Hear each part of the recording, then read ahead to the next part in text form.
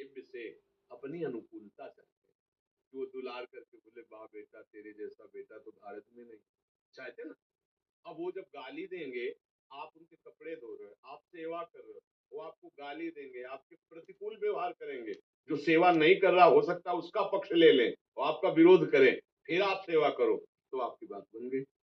देखो सेवा धर्म कठोर है। सेवा धर्म सेवक सुख चाहे और मान भिखारी, बोले बिल्कुल गलत बात है। व्यसनी धन और शुभगति व्यभिचारी, बोले बिल्कुल गलत बात है। हम सेवक हैं। आप क्या व्यवहार करते थे माँ के साथ जब आप छोटे थे? हक देते थे, लघुशंका कर देते थे? कभी माँ ने शिकायत की क्या आप जवान अब हुए कि तुमने बच्चा बहुत सताया बचपन में, हम नए कपड़े पहनकर कहीं जाना चाहते तुम लघुशंका कर देते थे, सोच कर देते थे? कभी नहीं कहा। आज अब अवसर आपका है, आप भी कुछ मत कहो। वो कैसी भी परिस्थिति में आपके सामने हो, गाली दें, अपमान करें, कुछ भी कहें, हाथ जोड़ करके अंदर से भगवान से मनाओ कि मुझे सामर्थ्य दो कि मैं सेवा निर्दोष कर पाऊं। नहीं तो हम सुबह से शाम तक तुम्हारी सेवा करें, छोटे वाले को सब देने के लिए तैयार हो, तो हमको देख लो तुम, ये हम ऐसा नहीं। बहुत सावधान होकर भगवत भाव से करो, इसीलिए सेवा थोड़ा कठिन होती है। सेव्य अनुकूल रहे फिर सेवा हो, बढ़िया है। लेकिन सेव्य प्रतिकूल हो फिर सेवा हो तो जगत पर विजय प्राप्त कर लोगे, ये बात ध्यान रखना है। इसीलिए सेवक सुख चाहे, निषेध किया गया। तभी उन्होंने पूछा सेवा में क्या दोष हो सकता है? सो सुख वांछा, हमारी वांछा है ना, चार लोग पड़ोसी व्यवहार करें ठीक, जब आप उनकी सेवा करके निकलेंगे और उनके पास कोई बैठेगा तो आपकी निंदा करेंगे, ऐसा नाटक कर रहा है सेवा का, ये ऐसे शब्द बोलेंगे कि आपको लगे कभी इनके पास नहीं जाऊंगा। नहीं नहीं नहीं, समय से सेवा, उनके कपड़े धोना है, उनको व्यवस्था करनी, जो समय चुपचाप श्री विग्रह ठाकुर जी का आप सेवा करते हो, कुछ कहते तो है नहीं ना, कुछ नहीं कहते ना, आप सेवा करते हो ठीक है, लेकिन गुरु जी अब इनकी सेवा करके दिखाओ, बात समझ रहे? इसीलिए ठाकुर जी की सेवा से भी बढ़कर गुरु जी की सेवा कह गई।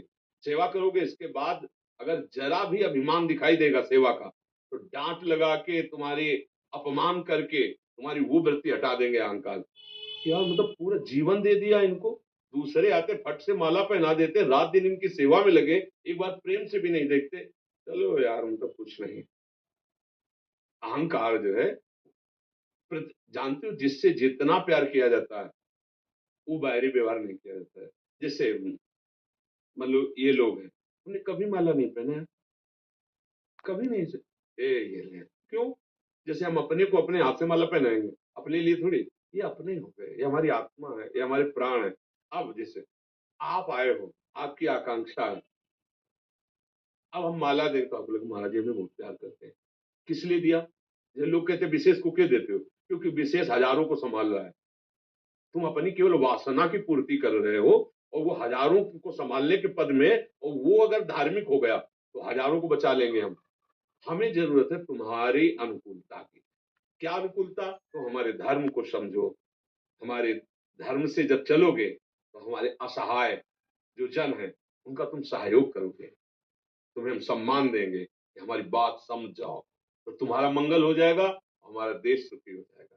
एक एक पद अधिकारी अपने अपने पद का ठीक से सदुपयोग करे तो हमारा पूरा देश मंगलमय हो जाएगा। सब अपने अपने अधिकार का ठीक से निर्णय करें। तो जैसे कोई कोई प्रश्न कर देते कि उनको तो माला चुनरी पहना दी क्योंकि वो विशेष है, इसीलिए पहना दिया, कि अगर वो धर्म से युक्त हो जाएंगे तो मतलब एक बड़ा पदाधिकारी है, और वो हजारों को, अगर वो धर्म से चलेगा, उसको बात आ गई कि अधर्म से चलने पर पतन हो जाएगा, अब वो धर्म से, अब धर्म जो है वो सबको सुखी, उसको भी सुखी कर देगा, हमारे समाज को भी सुखी कर देगा।